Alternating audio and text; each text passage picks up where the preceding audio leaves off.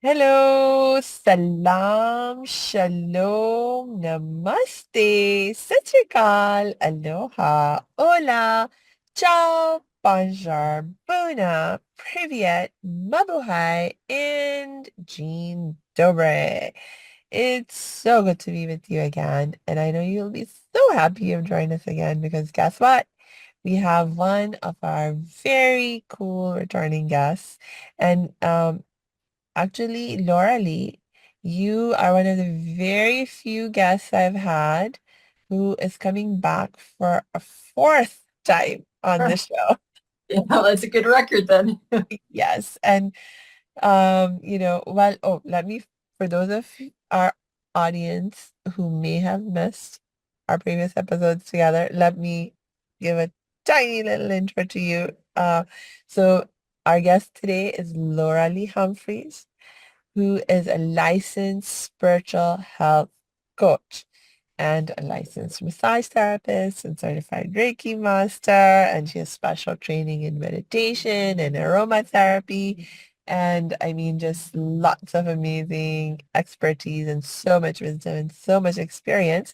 So no wonder we love having you back again and again. Welcome back, Laura Lee. You're so welcome. Thank you for having me again. I'm happy to be here. Uh, Yes. And would you like to share with our audience anything from your end, a little bit more about who you are and what you do? Well, that's kind of a good summation of what you said already.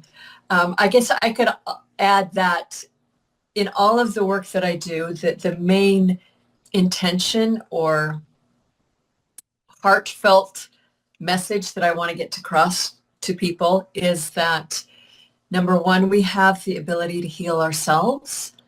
It's all just a matter of re-educating ourselves to understand natural healing principles and how we actually can do that, and then having the support to heal, to do the work. And that, when we heal, we're talking about healing ourselves. It's really about developing the fullest potential of who we are as humans. And the first stages of that is the healing of resolving all the aches and the wounds and the traumas and the physical issues. And then life becomes a whole other level of experience. So that's really what I aim to inspire people to know and to do through all of my work. Yeah, and I love that you have that understanding and that approach. And actually, that's part of what we have been exploring over the course of well, three interviews we've already had and the interview we're doing today. I, Yeah. in our very first episode, we were focusing a little bit more on exploring some of the specific modalities that you utilize to help your clients. I think we talked a little bit more in depth about Reiki and massage as specific modalities. Um, and, you have a particular focus also with helping people with gut health and so, like talking about these different aspects of physical health, but recognizing that there's a connection between our physical health and our mental health and our spiritual health. And, you know, as we were talking about that, that led us to talk about, well, what are some of the barriers that can come up when we are working on healing ourselves? And, it's like sometimes you're doing everything that you know to do. You're going to the doctors, following on their advice, but you still hit this wall and you can't get better beyond a certain point. And a lot of times when that happens, there's something happening at a mental, emotional, spiritual level that we haven't paid attention to. And so then we sort of shifted focus to talking about that aspect of the healing process. And as we were talking about that, one of the big um, things that came up was like fear. It's like Yeah. there's all these Yeah. fears that we have that that is, that's the wall really that Yeah. we hit. And so Yeah.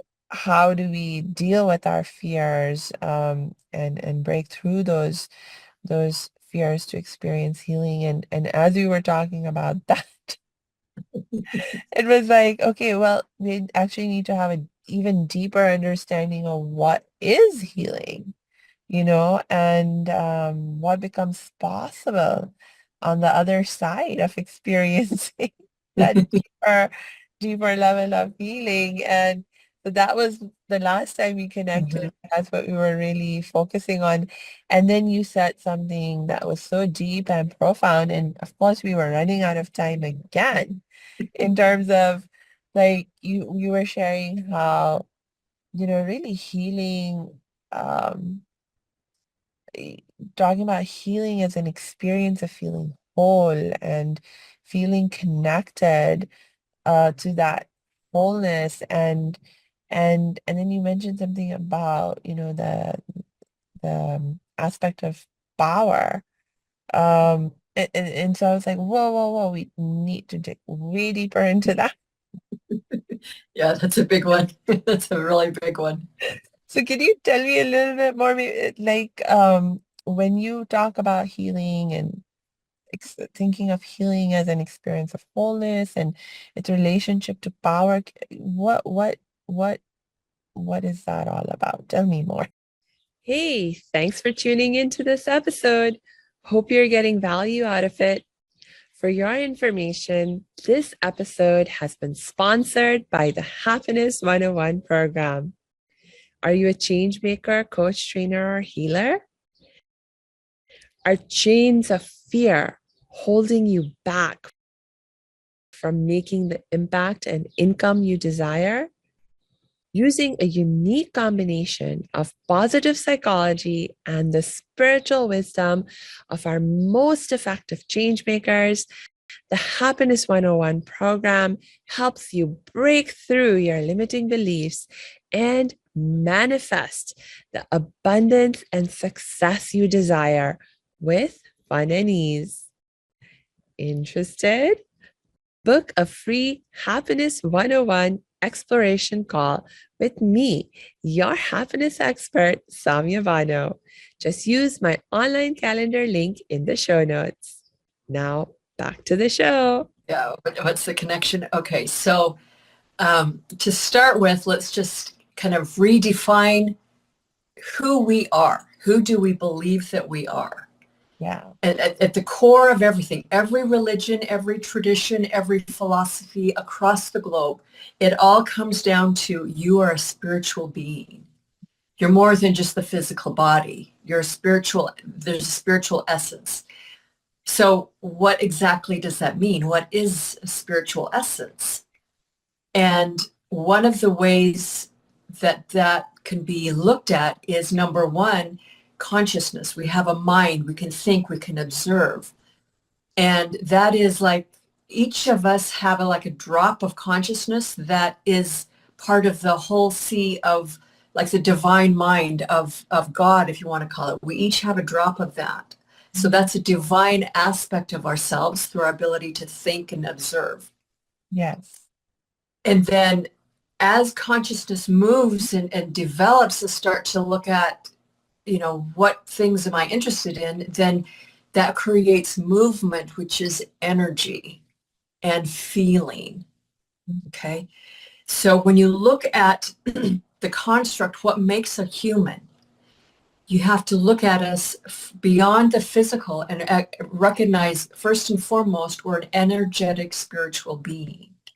So we are comprised of this highly, highly complex system of a ton of different frequencies of energies, of electricity, of magnetic electricity, of magnetic energy, all combined in this highly complex system that you could call our soul or our energy body or our spiritual body, the part of us that contains our consciousness when we are not in the physical body. Okay, so if you can shift your thinking around to embrace that deeper part of you, then the conversation of what is power really comes into a much broader expansion. And this also has to do with, what can you experience on the other side of healing? So our innate essence as spiritual beings is, as an expression of the divine, of the mind of God, is that we create. We're always thinking of how can we better ourselves? How can we offer something to humanity, to uplift the nature of animals, of just making things better in some form. We're always wanting to create something.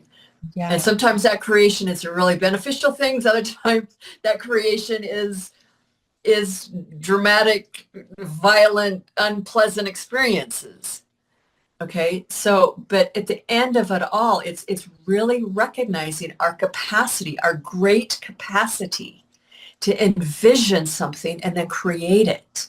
Yeah. And the energy that we draw upon to do all of that creative work is the spiritual, energetic um, source point of who we are as God stuff, Yeah. as droplets of the divine mind.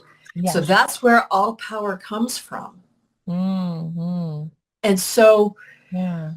when we're talking about power, the way it's been distilled and diluted and expressed in our world today is that for hundreds, thousands of years, humans have been taught that we're powerless, we're worthless, we can't do this and that, and that there's an overarching control structure of religion or government or institutions, corporations that have all the control and all the power.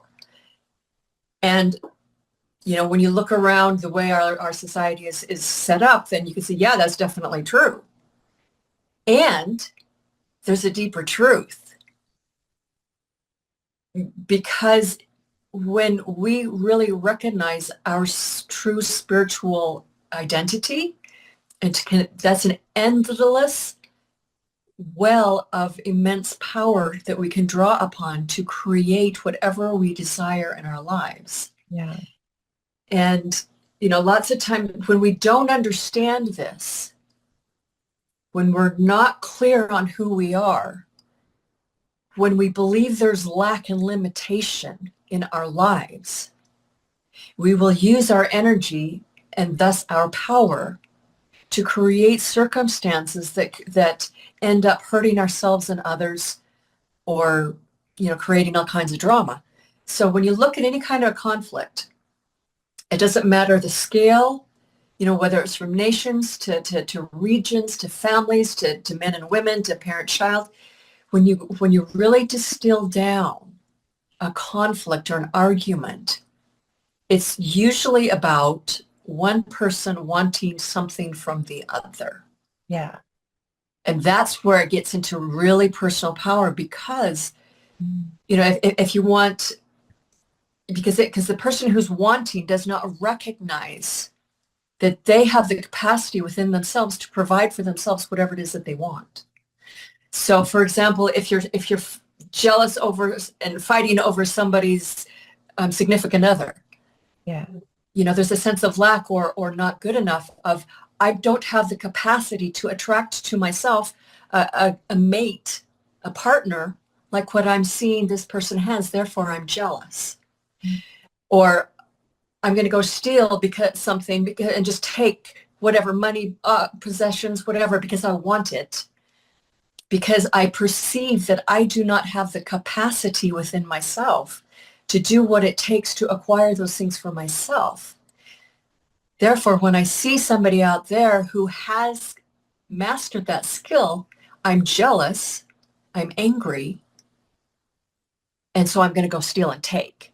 So it all comes down to these deep levels of how we believe that we are, which is whether or not we feel we can use our inherent power for good or not.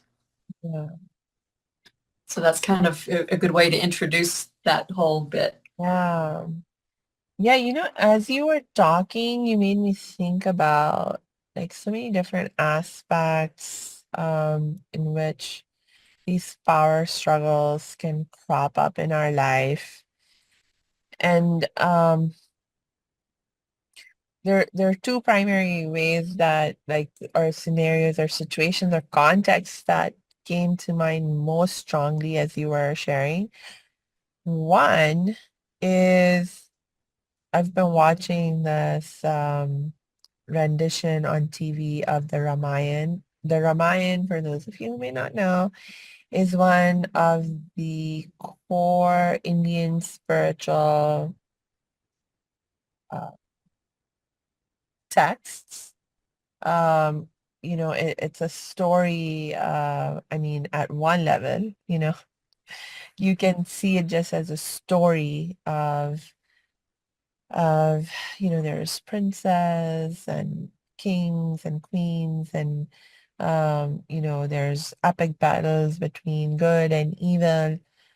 um but there's a lot of spiritual wisdom that you're actually learning from listening to these stories and so forth. And so these stories in our Indian, as an Indian person myself, I've grown up listening to these stories pretty much my whole life. And there's so many different renditions of it.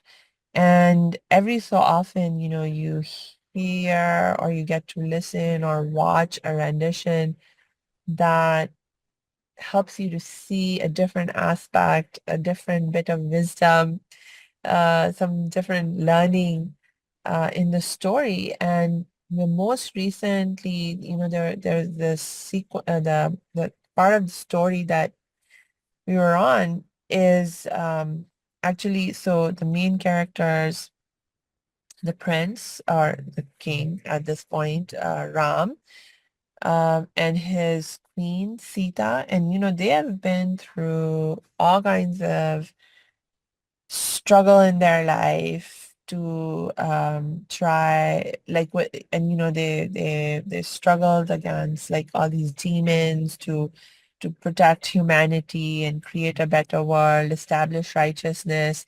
And in that process they had to separate, like they were like literally physically separated. um and that was a cause of deep grief for them, but they bore it, with this, like they realized that they had to make that sacrifice for the sake of the good of humanity, to live out their values that they had in the best ways and so on and so forth. But at this point in the story, they finally thought they would be able to come together and be together. And they're on the verge of reuniting when something else happens.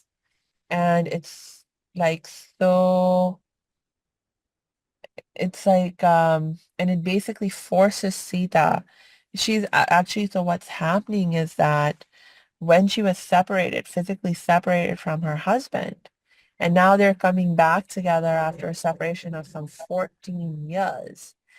Uh, so now people start talking and they say, well, how do we know she was gone for 14 years? And actually she's come back with these two kids that she says are Ram's kids. They're twin boys. But how do we know? How do we know she's pure? How do we know these are actually Ram's kids? And so she has to prove her purity. She has to prove that, you know, um, and the way they say we want her to prove this is by giving a test where she has to walk through fire. And if, she is pure, if she's honest, if she's truthful, then she will walk through fire and she will not be harmed. And and in this moment, Sita is like, we have sacrificed so much and of ourselves and who we are to fulfill this duty and this role and that role. But right now, I give up all of that and I'm only going to think about what I owe to myself as a woman and to all the other women of Mhm. the world. If I agree in this moment to go through this test by fire, what am I, what is the example that I'm setting in terms of what should be expected and required of all women who may be subject to this kind of suspicion and, things like that. And so she refuses to go through this uh, trial by fire. But what she does do is she calls on Mother Earth because in the story, her origin story said she was actually born. She was a gift from the gods. She was Mhm. born from the earth, like the earth ripped open and there was baby Sita, Yeah. and she was found that way. And so she calls to Mother Earth and she is like, Mother Earth, if I've been honest, if I'm pure, then I want you to open up right now and take me back with you. And sure enough, Earth opens up, and the Mother Earth comes up and she's like, come, my daughter, this world is not worthy of you. Yeah. Come back to me, come back to a place of rest. And there is a scene in between all of this where all of this is happening, and at some point when the people who are witnessing this, they have a realization, oh my God, what have we done? And then Yeah. they start apologizing to her and being like, oh no, please don't go, we realize our mistake, this and that. But she nonetheless makes the decision that it's time for her to go, and she doesn't and so she chooses not to stay, um Yeah. and and she leaves. And what happens then is that uh, Ram is so distraught. He's so distraught. He fully feels the injustice of what just happened, and he's like, either Mother Earth give back Sita to me, or I'm going to destroy the entire world because I cannot bear separation from her anymore. And, and he has the power to literally destroy the world. Mhm. And he's just so hurt. I mean, Sita was hurt, Mhm. of course, but Yeah. he's so hurt. And um, and so in this moment, and he like literally raises his bow and he's going to like shoot the arrow that will destroy the world. And so then it's like, whoa, like how do we stop this? Who stops this? What, Mhm. like obviously he needs some healing, he needs to experience some regain his perspective Yeah. on things. And so basically what has to happen is that the gods have to come down to earth, and like you can imagine like a scene where all the other people have disappeared and time is frozen, and Yeah. now he's in this engage conversation with the gods. And basically what the gods do is they're like, okay, we know you are so hurt and it has made you so angry, but we need you to remember who you really are. We need you Mhm. to remember your truth beyond the the truth of your identity as this human being Yeah. that you are in this moment. And we need you to remember and connect with the truth of who is Sita beyond who she was in that physical body. And Yeah. there's a scene where he looks into the eyes of one of the gods, and then he sees the spiritual reality of his being and the spiritual reality of Sita. And you know, he's then able to recognize that, she's not truly gone. And Yeah. we will be reunited. Yeah. And our love will always remain, like we can never be separated because we are connected Yeah. spiritually Yeah. forever and Yeah. always. And so, when he recognizes this deeper truth of who he is, who Sita is, spiritual reality, it's like that is what allows him to experience this healing that Yeah. calms down his anger, calms down his feeling of like just separation and hurt and whew, Yeah. crisis, like literally end of the world crisis emerging Yeah. because of, his um recognizing the deeper spiritual truth, Yeah. you know. Ah, Yeah, there's a lot that you can extract from that, and it's big, powerful lessons. And it's, when you look at considers like all the people who are criticizing her and saying you have to prove to us, that's very left-brained thinking, and the analytical mind that wants to where it has to prove something, it will never, ever, ever be satisfied, ever. yeah. Because it's split, it's separated from the right-brained hemisphere, right-brained part of ourselves, which is that direct connection to the divine, to spirit and God. And so, when you lose that connection, then yeah, you can see how the masses of the people can go to this whole big expression of doubt and sowing discord and division and fighting and jealousy, all of the negative things. That's a misuse of power because you've been disconnected from your source. And then with Ram, it's recognizing how the misuse of power can be taken to an extreme where it could literally blow up the planet. And which is, what nobody wants. But again, it's taken to an extreme of the anger, the hurt, all of the things he had to put up with for all of those years to be separated from her, and what he had to do to fulfill his mission, and all of that just builds up a whole amount of emotion and hurt and anger and resentment and all the things.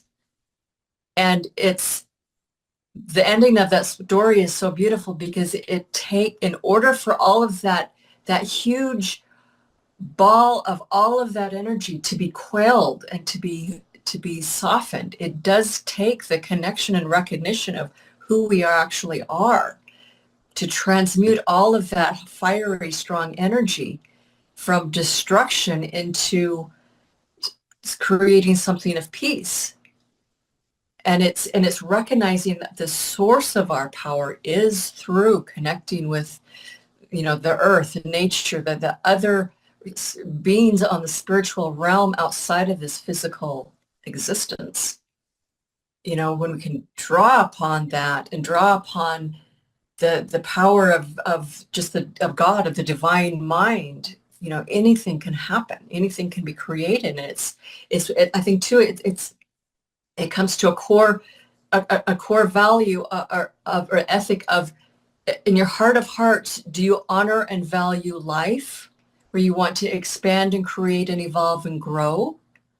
Or are you truly committed to separation, to stirring the pot and creating division and argument and ultimately destruction, which is a dishonoring of life? Mhm. Because power is used in both ways. Yeah. Yeah. Yeah. And I think you're so right, Laura Lee, in that when we use our power in the more harmful or destructive ways, it really is coming from a place of our feeling not enough. Mm-hmm. And in some ways, when you are being subjected, like when you're like the victim, like now I'm thinking, as a human, like when I have experienced someone in that destructive mode, unleashing the that all that negative power Yeah. on me. It's like I mean, obviously, whoa, like you feel abused, you feel Yeah. victimized, you Yeah. feel hurt yourself. And Hmm. so it's like they're doing what they're doing because they feel not enough and probably hurt and out of Uh-huh. control and this and that. And then what they're doing to me is also making me feel hurt and victimized and like compromised in my sense of my power. And so Mhm. now here we have these like, and so now we have both lost perspective. Yeah, it And one, amplifies the yes, damage. yes. And so Yeah. it's like, whoa, so now it's like doubly unhealthy, Uh, this dynamic that develops, doubly like there's pain, hurt, disconnection with our own true nature, our spirituality on both sides. And so yes.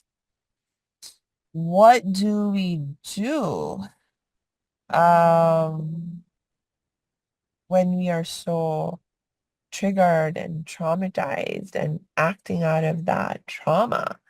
Uh, Yeah. what do we do to begin to get ourselves out of it? I mean, Yeah. we're going to assume that the gods are not going to come down to have a personal talk with us like they did for but Yeah. so what do we do? Yeah. That is the invitation to the healing journey. Yeah. And there's so many layers and nuances, and it does take a lot of time because it's really dealing with whatever emotion comes up in the moment and expressing and feeling that and letting it go, and then recognizing what the thoughts are associated to it. But when you distill all of that down, when you can get beyond the emotional storms, it's recognizing, number one, the abuser is that because he was abused. And so that's a pattern that carries on for generations and hundreds of years. And so it's all about people acting out because they feel that they don't have power themselves. And so it just perpetuates the cycle. And so, like, for the victim or the person who's been pounded upon, then there's a few choices that can be made. They can either stay in victim mode and tell their story of how life is beating them up and everything's against them, the gods hate me, and blah blah blah blah blah. And so you just perpetuate unsavory experiences, which also invites in other people to take advantage and hurt and abuse some more. Or you can choose to say, well, what can I learn from this horrific experience? If the universe and life is all about supporting me to evolve and to grow and become aware of my divine self, what kind of lessons can I gain from this experience, for as ugly and horrific as it was? What is that telling me about my degree of disconnection from my own power? Because that's ultimately what a victim stance is. Yeah. That this person is expressing power in abusing, but it's coming from a very disempowered, life-destructing place. Yeah. And so you see this expression of power, and oftentimes we believe that that is what power is the harmful, the destructive. And so it's, who wants to own that kind of power when you can see the damage it makes, And so that's why we just like, oh, I don't want any part of that, Mhm. but it's unraveling that further to say, wow, if this person could express that degree of power to me. What am I capable of holding? What kind of power do I actually have via this demonstration? Yeah. Is because life is always mirroring, giving us a mirror of who we are or could be. Uh-huh. And Yeah. so it's looking at it's like, oh wow, life is demonstrating to me what an expression of power is, and could I perhaps within myself have that degree of intense power too, Mhm. that I have disowned, that I have felt ashamed of because I didn't want to hurt. And so then you could kind of unravel some judgment and beliefs and things to be able to step into, Hmm. yes, I do have this power. It comes to me via the fact that I am made of God stuff. I Mhm. am part of the divine mind, part of God, part of creation. I do have access to this. Yeah. And then it becomes also a matter of responsibility of how are you going to use that power now that you understand how transformative and how destructive it can be, Yeah. you know? Yeah. This brings up a couple of questions for me. And I'm going to frame them by giving you some context of, uh, of something that I'm actually going through these days in my life. And this was like the other thing that had come to my mind initially as the other context. Also, so, some of the toughest conversations that I'm having these days are Mhm. with my Jewish brothers and sisters. Uh, you know, and particularly those of my Jewish brother and sisters who have a strong love for Israel, who identify as Zionists, who in that identification, they're saying that they really uh, uh, value and want and desire a state to exist in the world, like a physical country, a state where they can feel safe. And, there's all kinds of things that are going on in that part of the world right now Yes. where people are struggling to create a safe home for themselves. That's true for the Jews, but it's also true for the Palestinians, right? Who are part of that land. Yeah. And um, so like for me, in some ways, like because I'm not Palestinian, I'm not from that part of the world, Yeah. easier, and neither am I Jewish for that Yeah. matter. So for me, it's sort of like easier to sort of see things from a distance, from a bigger picture perspective, as it were, almost like a third party. I say almost because I mean, I am Muslim, and especially after I came to America, you know, before I came to America, I knew next to nothing about what was going on in Israel, Palestine, honest truth. But after I came Yeah. to America, in America, Israel, Palestine is a big issue in both the Muslim community and the American Jewish community. And so as I have engaged more and more deeply as an American Muslim with my American Muslim community and my American Jewish community, I've had to learn more about this conflict, the history of the region, all of that. And these days in particular, I've been having we're actually, going through a process where I live of trying to convene a community conversation. Yeah. try and bring our two communities of Muslims and Jews, Israelis and Palestinians, and for that matter, any all other stakeholders who, have a humanitarian um, interest in the issue. We're trying to convene a community conversation to bring all of us together to talk.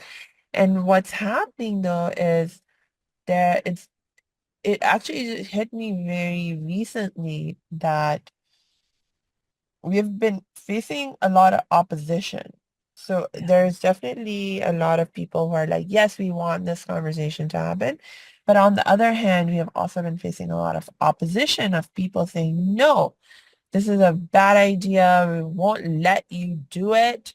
Um, and they've been giving all kinds of reasons. And I realized more recently that there was a part of me that have fallen into judgmental thinking, that I was just assuming bad faith, bad intentions on the part of those who are opposing our efforts to convene this community conversation. But I realized, oh, it's not that. It's not that. W- Literally, what it is like a deep fear Yeah. that they're experiencing in terms of if we say yes to having this conversation, it will require everyone who comes into the space to hear things that are going to be difficult for them to hear, to acknowledge, Yep. even if they don't want to accept that that what they're hearing is true, then they will Mhm. at the very least have to be willing to hear it. And they don't even want to hear it. They don't want to hear it because there's just too much pain and fear Mhm. around even being in a space where they have to hear these difficult things being said, and fear of, well, how do we even respond to that and come out of it, like I realized that there's the fear of being blamed and judged and Yeah. shamed. That's really what it is. That Very we big. don't want to Yeah. be blamed, we don't want to be judged, we don't want to be shamed. Because Yeah. how do you, if you say, okay, I hear you and I accept what you're saying is true about your suffering and the cause of your suffering, if I agree with you that how you understand the cause of your suffering is really what it is, then what does that say about me? Mhm. And like and how do I even deal with Mhm. and so I don't even want to hear it. I don't want to even want to engage in this conversation. But it comes out, but there's very few people who are actually willing to acknowledge that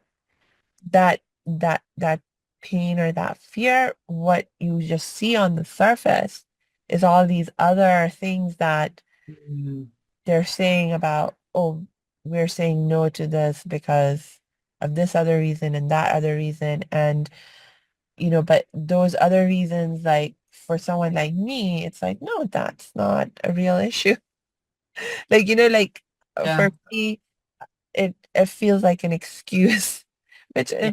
you know, and so initially that is what had made me fall into that judgment of, oh, people are just acting out of bad faith. But it's like, no, no, it's not that. It's like we need to dig deeper, look beneath the surface of what is being said to understand what is the real need Yeah. that people have and that they're expressing and that they're trying to meet. Yeah.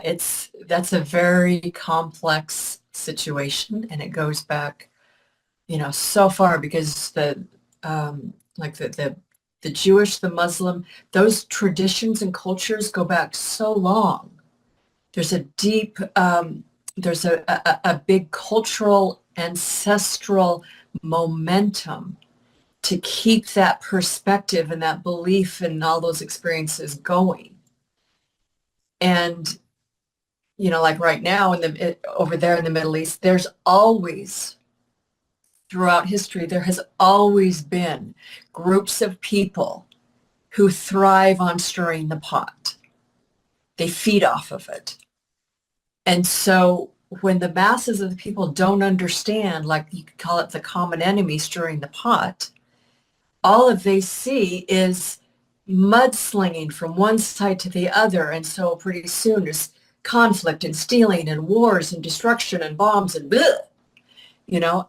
And so to finally break that cycle, it takes a very strong spiritual being or entity to come into, to be birthed into those traditions, you know, like with you, to see the higher perspective of there's, you know, things that could be cultivated here. And I think there's going to be a lot of people who aren't ready. And so you just have to let them be. Yeah. They're, as you said, the fear of judgment, fear of shame, fear of having somebody say something to them to make them feel bad. And it's, to me, I think a lot of that conversation, you know, for those who are willing to have the conversation, it's being willing to very gently and tenderly and lovingly peel away the layers of all of the beliefs and the cultures and the traditions of assumptions and misunderstandings, because that's what most of it is, really, when it comes down to it. To say, okay, this is what my family experienced, and make it personal. This is my experience, my perspective, versus identifying with the whole tradition, the whole racial identity, because that's what perpetuates the trauma and the destruction. But kind of like what we were talking about a while on one of our other calls, of who are you within the tribe?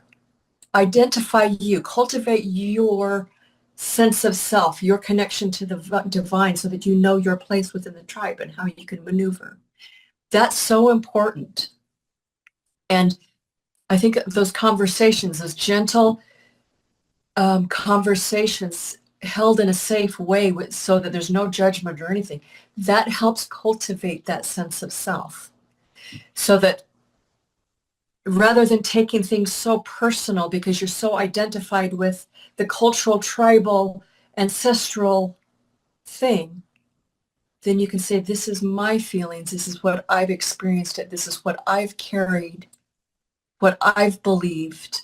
So let me look at that and sort through and peel away the distortions to find the truth in that. Because ultimately, you know, ideally, in having those conversations, and it obviously can take some time and a lot of facilitating and working through all the upsets and all the things.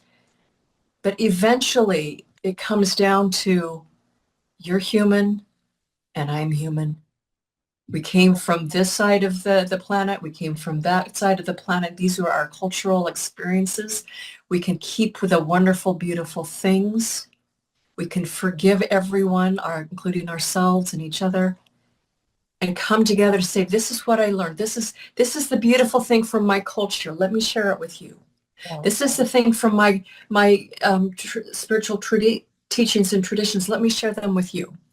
Because you're going to find common ground. Yeah, always. So much common ground. And just be able to start relating as humans, seeing each other as spiritual humans, rather than getting lost in all the minutia of all of this, you know, hundreds of years, hundreds of generations long traditions of, you know, disidentify with that, because that's not who you truly are. Yeah. You know? Yeah. And, you know, I was thinking about, you know, again, going back to that example of Ram and how in that moment of intense distress and anger, the way he was able to calm down was by connecting with his spiritual reality, right? Yeah. But what if, so for me, one of the questions that comes up is like for someone who is not very religious or spiritually oriented in their Mhm. everyday lives.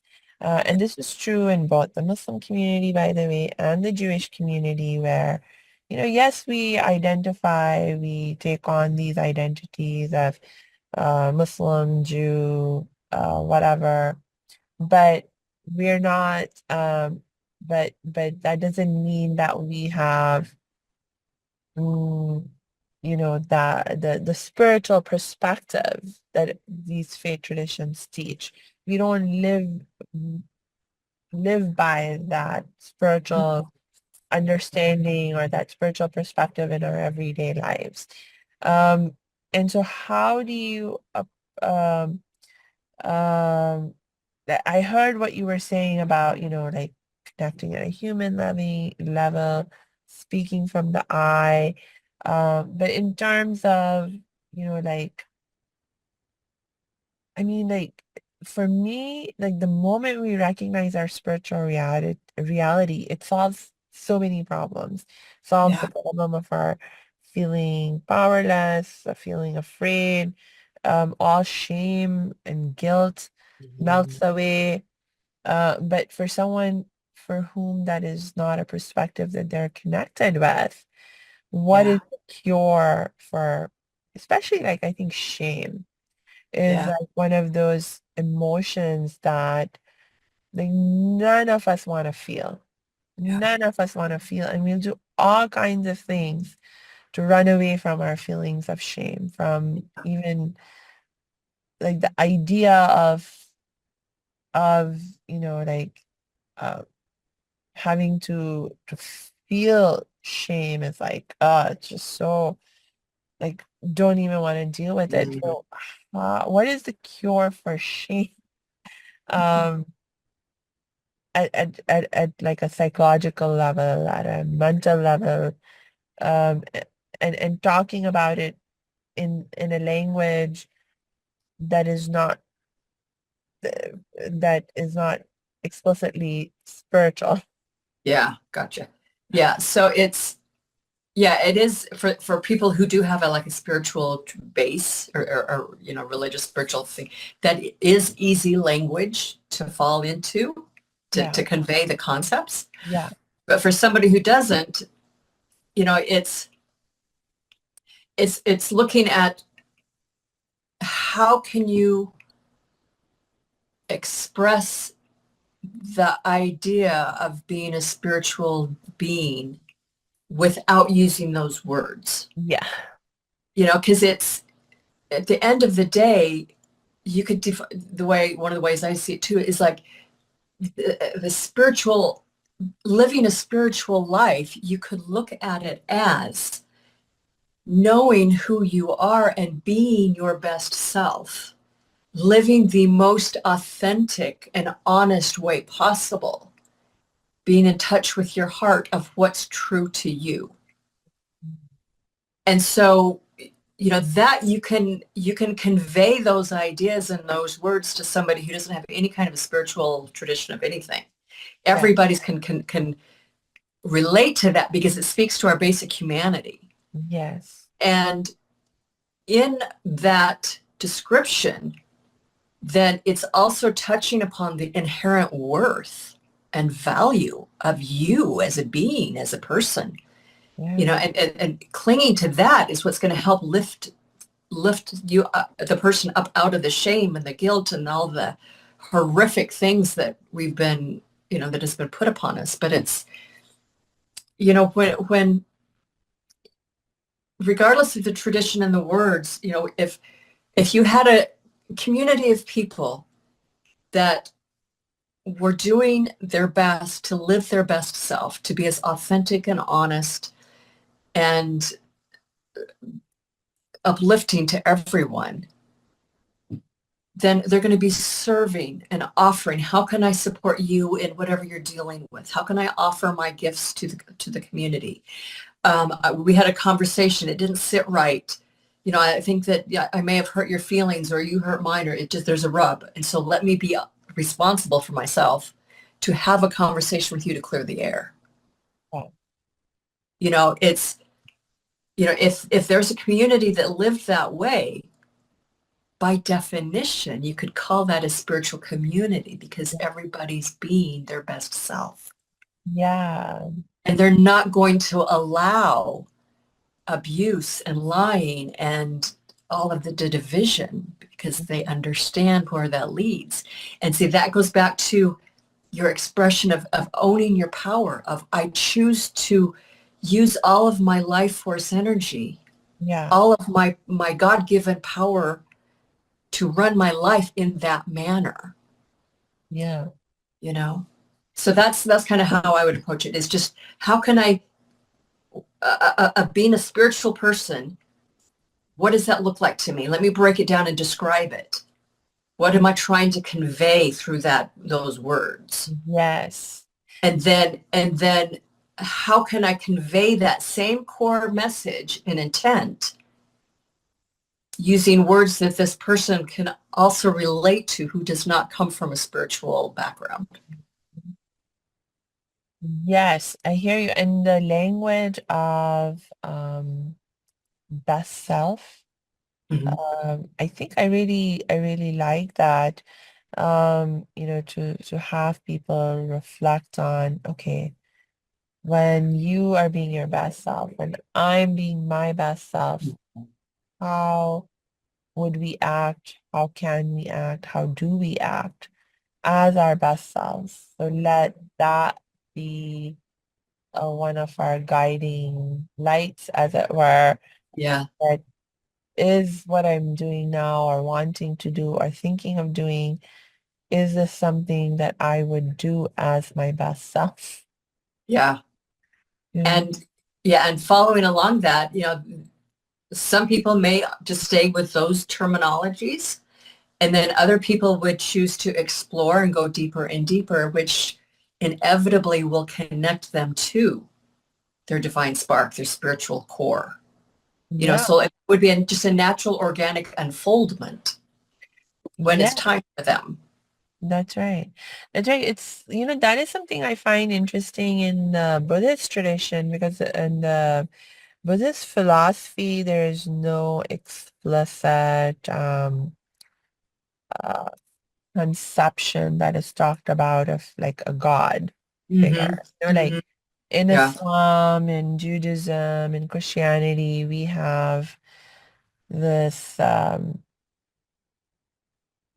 we have almost oh I'm going to mess up the pronunciation of the word, but this idea of, oh, we are created in the image of God, and so we think we have this tendency to then um not on, go from believing that God created us in God's image to then imagining God to be like us. Yes. And and what we end up doing in that imagination of imagining God to be like us is that we put our limitations and our constraints, we project them onto God. And Yes. so it's like um, you know, and so then we end up feeling powerless and not Mm-hmm. enough and all of that. And we are not Mm-hmm. able to find a way out of that because it's like we are projecting. I mean, I think it happens subconsciously Yeah. because like, I know in the Muslim tradition, there's explicit teachings, and I know this is true in the Jewish tradition too. There's explicit teaching that God is all powerful, God is all knowing, God is, you know, Yeah. all all of everything in terms of power, knowledge, presence, love, etc. And yet the limitations that we experience as human beings, those become a bigger aspect of our reality. So even though at one level we say, oh, God created us in his image, but then we don't, but that doesn't lead us to think, oh, I am also limitless. I'm also like so powerful, and I have access to all of this wisdom because I'm created in God's image, because I have something of God's spirit that Mhm. makes me who I am. No, we just project we just project our limitations the other way around, and then we get trapped in this feeling of not enough and powerlessness and stuff. So um yeah. I'm seeing a lot of that. It's like actually that has become one of my favorite practices these days, Loralee, is like whenever I start to feel any kind of anxiety or stress or fear, for me, that has become a signal to remind myself Mhm. that, yeah, the reason I'm feeling all of these feelings is because I am thinking from the limited perspective of my ego consciousness, and I need to reconnect with the spiritual Yeah. consciousness and reality of just how not only that we have access to all the power and knowledge and wisdom and love Mhm. God has, but that like uh, uh but that we are actually, it's not just that I have access to it, it's that I'm it's already it's already a part of who I am. Yeah. It's already in action. Yeah. It's already there. Yeah, it's already there. It's already in action even. Yeah. Like like it's not just that I have to say, "Oh God, please love me," and then wait for God to like Mhm. somehow love me. But it's like, no, the love is already there. I'm already in the love, and God is already loving me too. And it's just like for me, it's just a shift in awareness Mhm. to recognize that I'm already being loved. I'm already being taken care of. I'm already being protected. I'm already safe. I don't even have to be like, God, please protect me, and then wait for the protection to come. It's like I'm already It's being already there. protected. It's already there. Yeah. I think especially with the three major religions, um, each each one has their own definition or expression or picture of what God is and is not. There's commonalities, but then I think there's unique things, and I think that's part of what creates the deep traditions of each of those religions. And yeah, when we get caught up in inverting it, projecting our frailty onto God, that's when we give our power away. And Yeah. so, you have generations doing that. And then you have, as I mentioned, this big, long cultural history of people fighting back and forth because they've all given their power away to this outside ideology of what they believe God to be. And they Mm-hmm. fight over what God is or isn't, and who's, he loves me more than you, and, all that stuff. And so, and disidentifying from that, that's where a lot of the work is, because it's where it's so woven through so many generations. It's also within the DNA Yeah. of the body, and so that's a lot of deep unraveling of and constant reminding yourself of, oh, that's, I'm inverting it. That's not the truth. The truth is, as you're saying, it's already here. I am made of God's stuff. Yeah. That's my source. Yeah.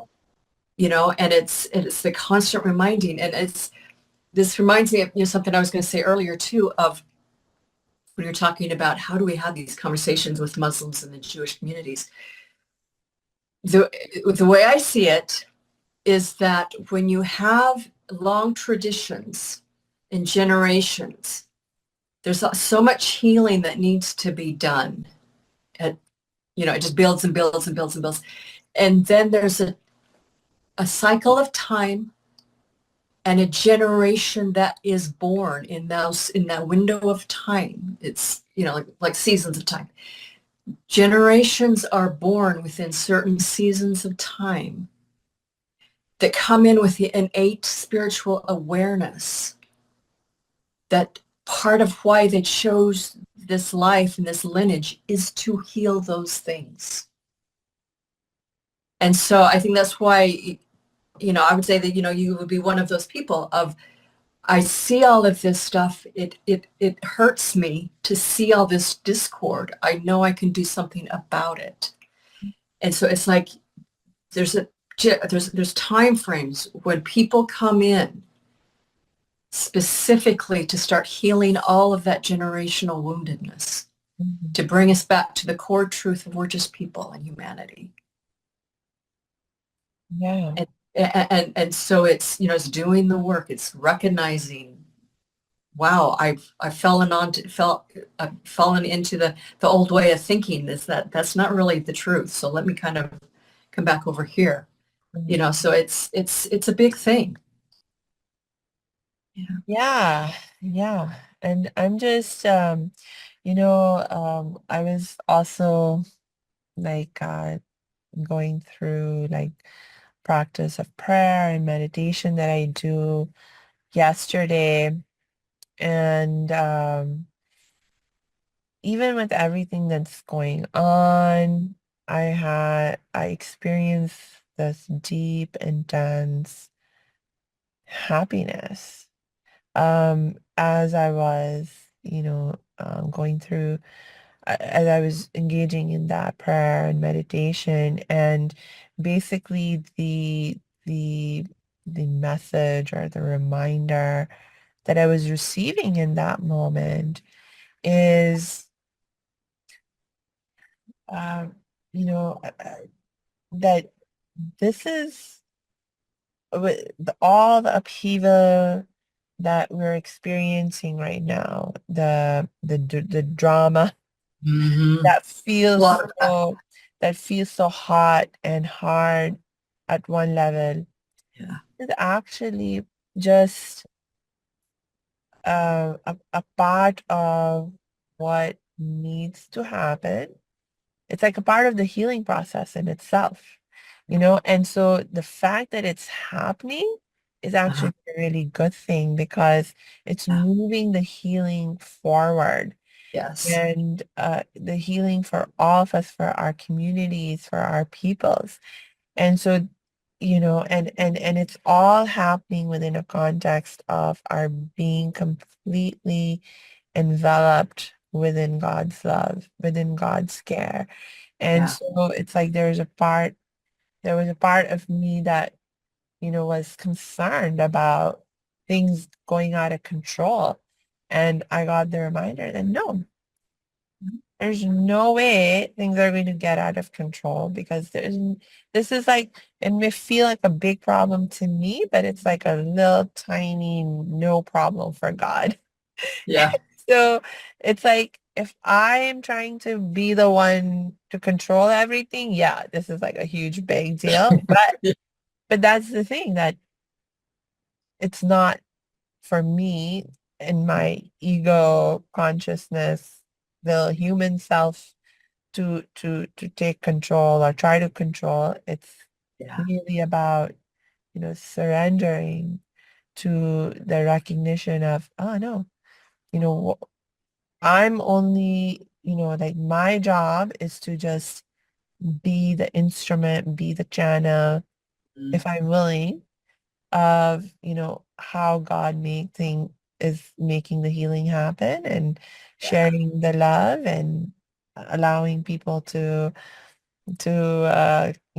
experience positive change. But I'm not the one who's actually in control. It's God managing all Mhm. of this. And All so of it. we Yeah. can I can just completely relax and be completely confident Yeah. that everything's under control and being taken care of and heading in the right direction for all of us. For everyone. Yeah. Because yes, it's like this and the other thing that's so like like literally brought tears to my eyes to realize and recognize that like this is all of this. It's like literally for each and every one of our benefits. Like there's no one who's outside of God's love Yep. and outside of God's compassion, outside of God's mercy. So even the people that I might perceive as being bad or doing bad things, actually God loves them just as much and is also leading them just as much as he's leading me to, come back to our source, to Yeah. reconnect with our ultimate reality, our spiritual essence, our spiritual source. Yeah. So it's just so beautiful that, like we can, whew, like, okay, just, You don't have to be in charge of the whole yeah, planet. You just manage your life, your sphere, and what comes into your world, and that's plenty. And then just know that everybody's doing the same, and God's overseeing it all. And yeah, it also reminds me of this concept that I've heard that in the end, anything dark, evil, ugly, painful, it ultimately always is going to serve the light, the good, mhm, the yeah, upliftment. You yes, know, I was saying earlier of, the woman who's being abused, it's like using it's all about our mind or how we view things. It's like, how can you view this experience to your betterment? And that's when that horrific thing is now serving you, serving the light and serving your growth and your healing. Just yeah, allow it, and everybody's going to have their choice whether or not they want to um, receive that goodness and that healing. It's always available. Just yeah, like, the unconditional love, the power, all the beauty of life and all the goodness of God, it's always available. It's just whether or not you're going to go to that particular buffet and eat. yes.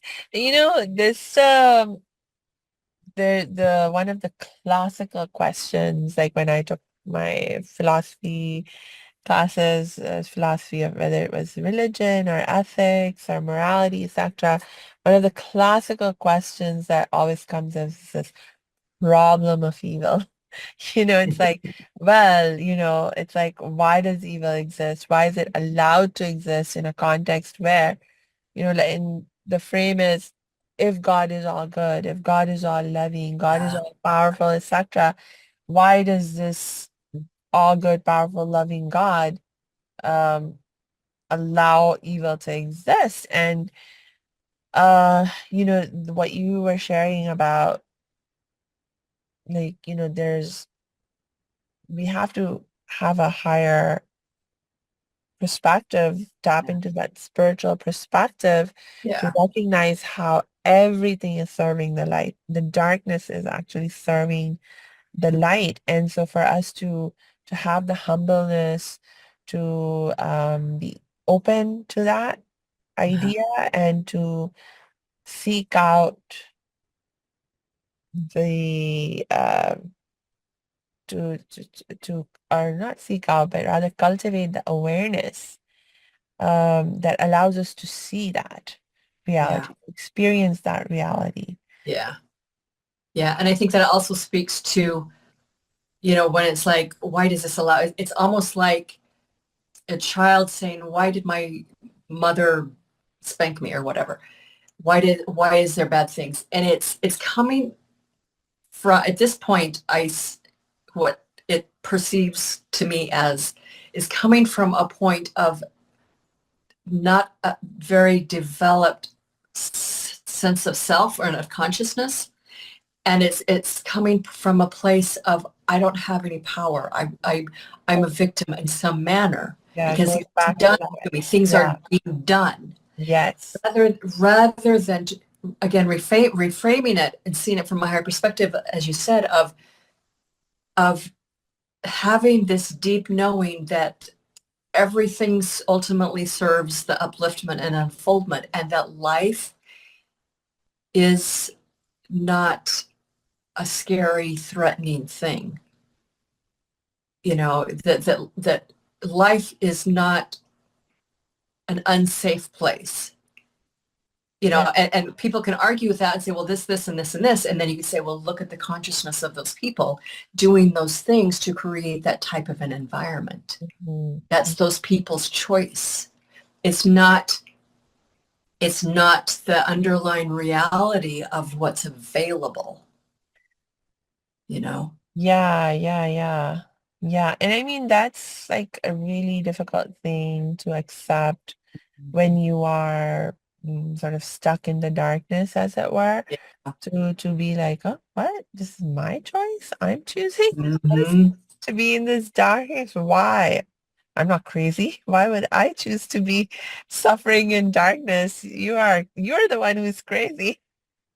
Yeah, and so that's again Uh, the invitation to heal and to yeah. ultimately step into one's power, which is what will move you out of that environment. Yeah, and I think like for me, one of the analogies or one of the realizations that has really helped me to come to terms with this whole, dilemma or question of, evil and why it exists is to recognize that it's actually it's that God, I mean, our spiritual source, the divine, whatever terminology we want to use, I mean, the love that has created all of us, that sustains all of us. It's it's an unconditional love, Mhm. and it never forces us to do this or to do that, to choose this or to choose that. I mean, literally, like in the Quran, it talks about how God sends us guidance. Mhm. It's like, do this. If you do this, it'll be better for you. Yeah, I highly encourage you. I recommend you. And all kinds of things to encourage you and guide you. And um, I want you to do this because it's yeah, going to be really, really good for you. yeah, But God doesn't force us exactly. to, to do any of that. We can choose to be like, no, God, I'm going to go do this other thing. Yeah, another thing you can look at it is too, it's like when you look at the word evil and then you turn it around and spell it backwards, it's Live or live. Ah, oh, interesting. And so that to me also speaks of what I was mentioning earlier in our conversation of once you recognize, yes, I have the capacity to make change and instigate and create things. The next question, so it's like I have the power to do things. The very next question is what's your value, your core ethic and what you're committed to? Is it towards life, living, unfolding, blessing, doing good, honoring life? Or are you going to use your energy and your consciousness to do evil, which is anti-life, things that destroy, the things that don't honor life? And that could be any kind of life, whether it's an animal or a bird or a human or a plant. Yeah. So it's again, it's claiming and recognizing our own power to choose. Nobody's ever going to do it for you. God, the universe, Yeah.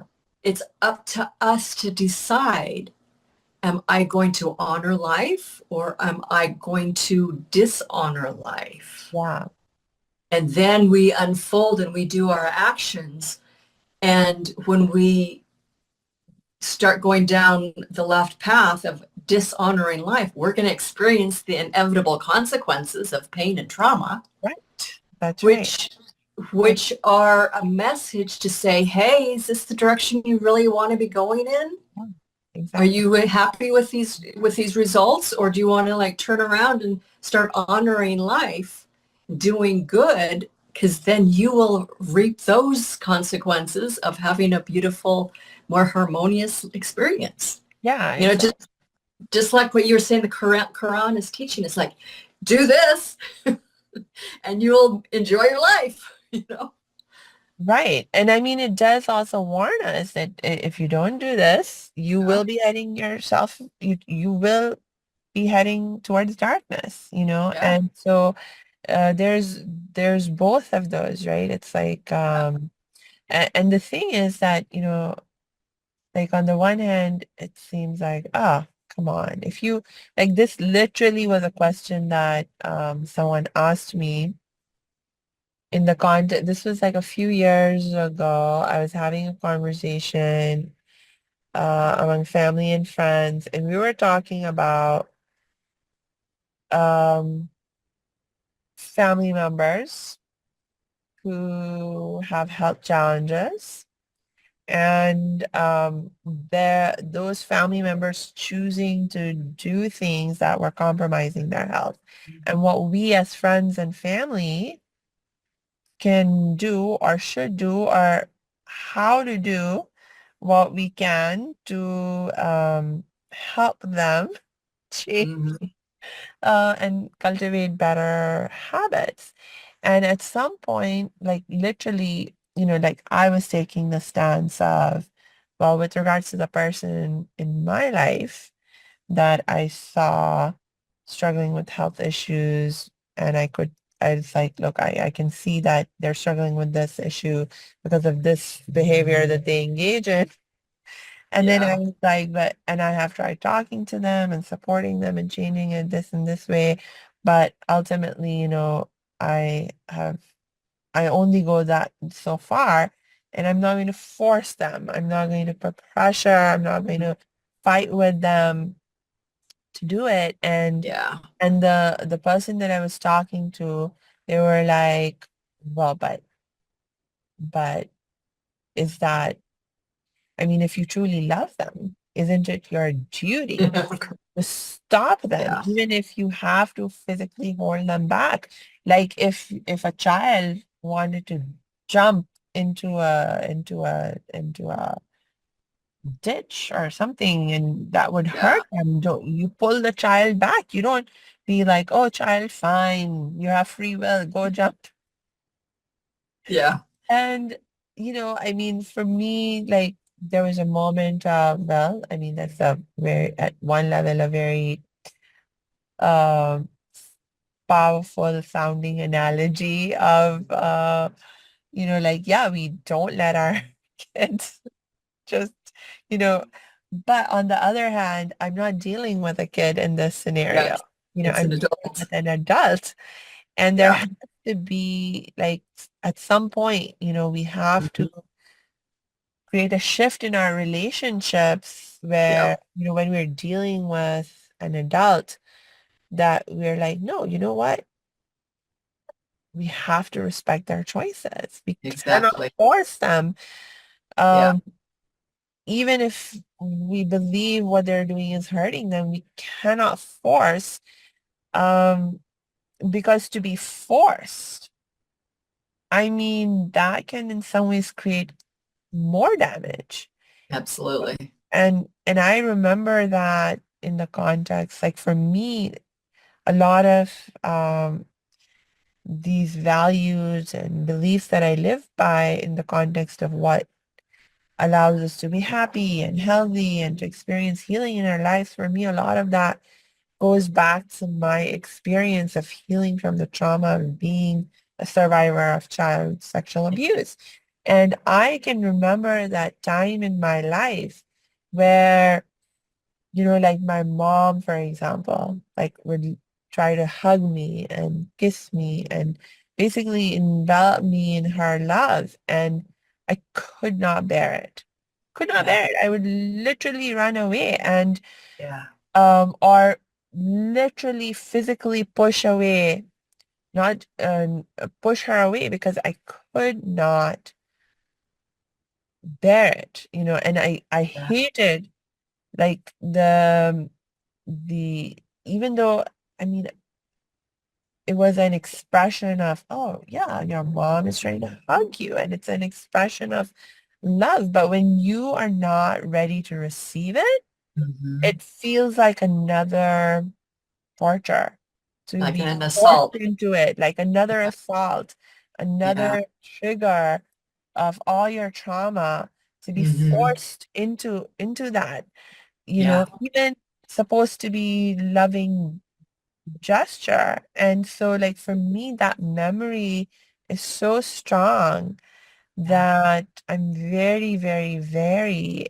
of forcing even my supposed to be love on anyone else. And I'm very, very, very, and I'm very, very appreciative of people who don't Yeah. force their love on me or on anyone else, for that matter. Yeah. It's a touchy place, and it's, like with any type of parenting even or interaction, it's like there always is that point where it's like you have to just let them go and let them have their choices. And if there's the thing within saying, but I can't give up, I have to keep pushing and, trying to push my and force my agenda, then that's an indication of, oh, you need to look at your intentions, your fears of what comes up for you Yeah, if this person chooses whatever they choose, yeah. and they're going to continue being wherever they're at until they hit rock bottom. That's the only time they're willing to change, is when the pain is so great that they've said enough is enough is enough. And nobody knows what that point is for another person.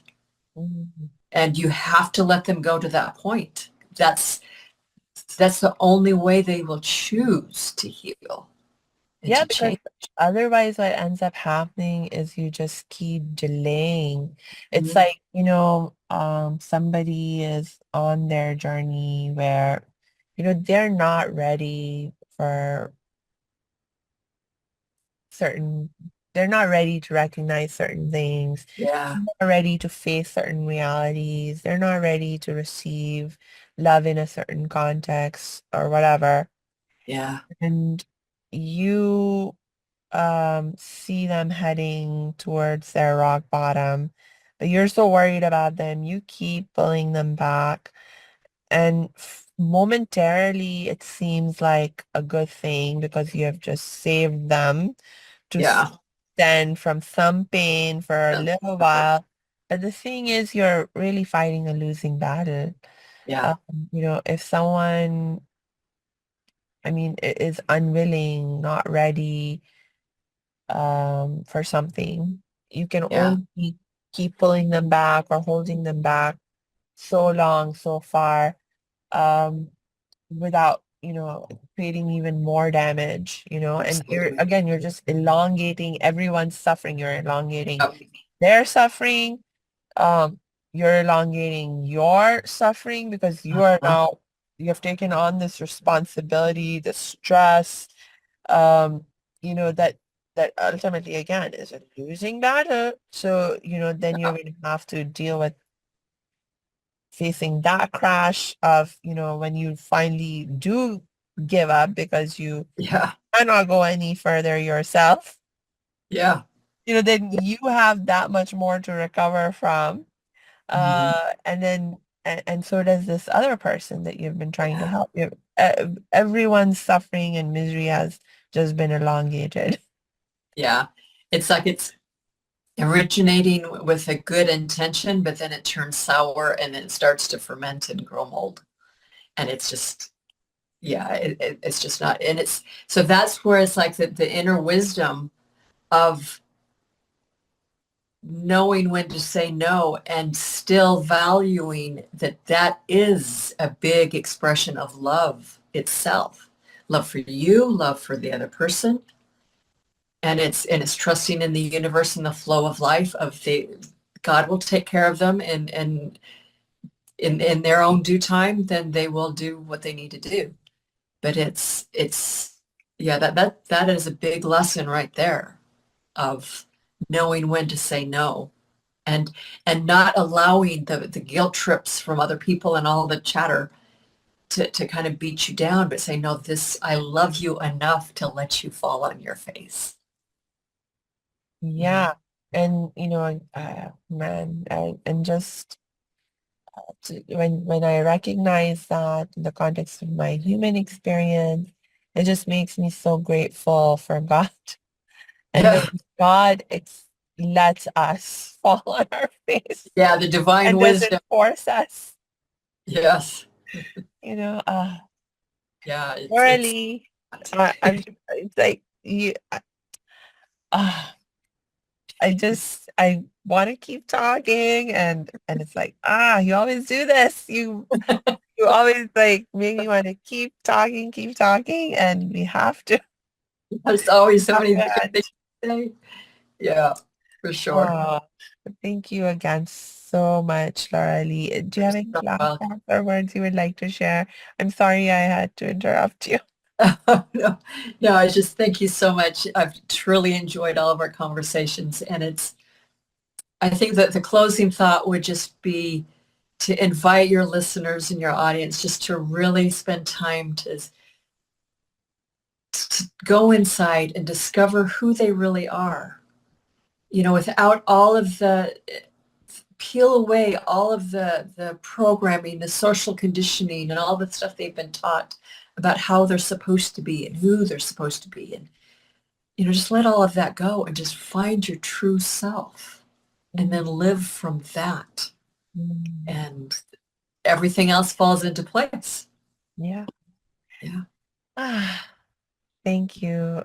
Thank you for that. And my only last reminder to you, our audience, is to please make sure you check the show notes because we will be dropping Laura Lee's links in there so you can connect with her and continue to learn from her and with her and get the help and support you need whenever you're ready for it.